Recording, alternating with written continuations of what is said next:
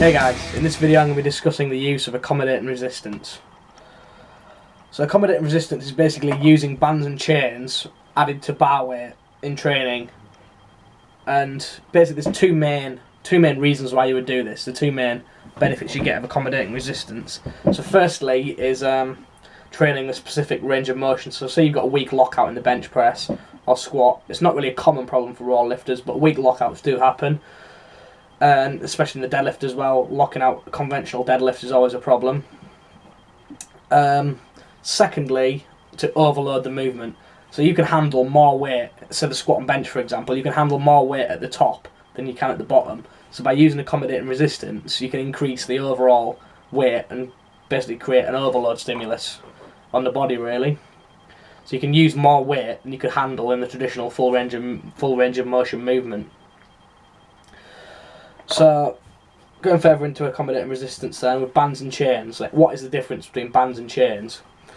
So the way bands work is basically on the way down, the band kind of pulls you down, and it pulls you down and increases the effect of gravity. So in effect, like on the way down, there's more weight on the bar than there actually is, because it kind of like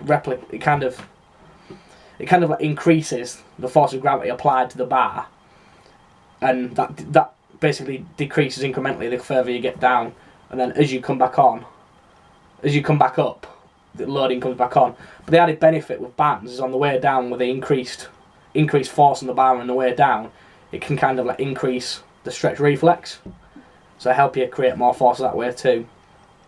And chains basically work in the way as you lower the bar and more chains load onto the floor, it gets lighter, and as you come back up, it pulls chains off the floor, links of chain off the floor one by one, and it incrementally gets harder as you progress through the range of motion.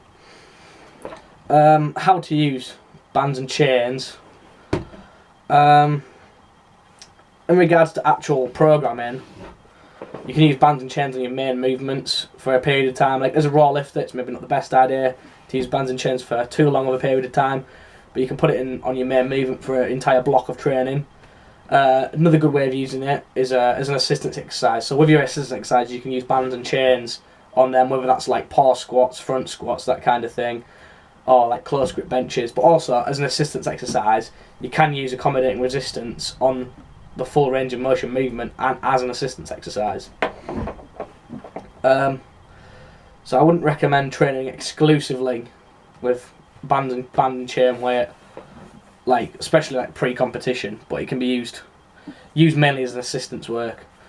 Furthermore, to not loading the chain onto the bar. So as you see some of my videos, I'll put a picture here.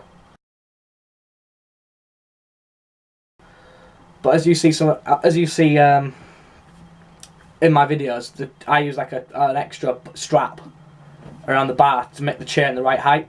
It's no good just you see some guys who draping chains over bars. Like if to squat with, half the chain's not even on the floor most of the time anyway. So you need it to be the right height.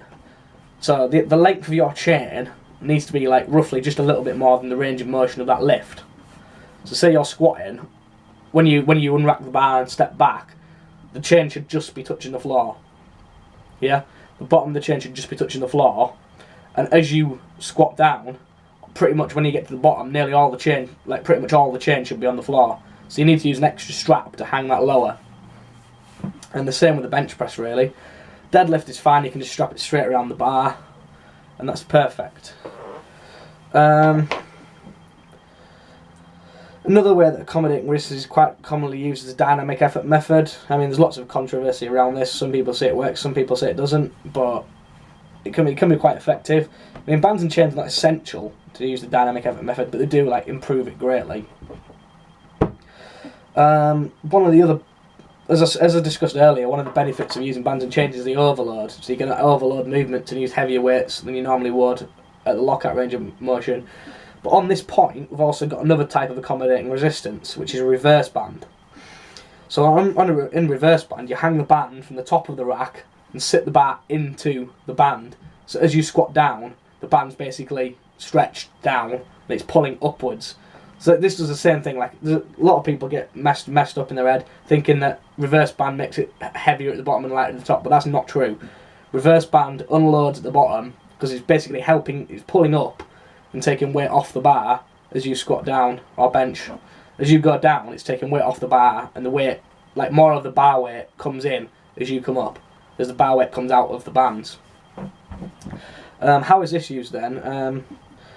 Like in the West Side method, what was really popularised was the future method, which is something that Louis used quite a lot in his max effort exercises. And basically, what you do is the idea of the future method is you use weights with reverse bands that like you will be able to do in the future. Hence why it's called the future method.